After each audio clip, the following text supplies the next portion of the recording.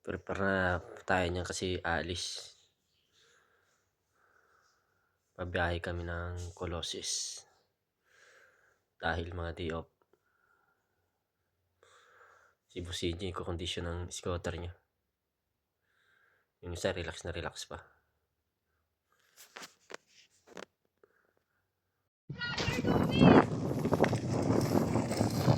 Lampas.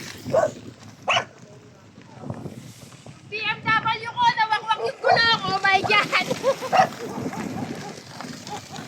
Trakunan na itong lugar na to. Malapit na ito kila Sir Jun sa container house. Hindi nila pa nga kami ng ring eh.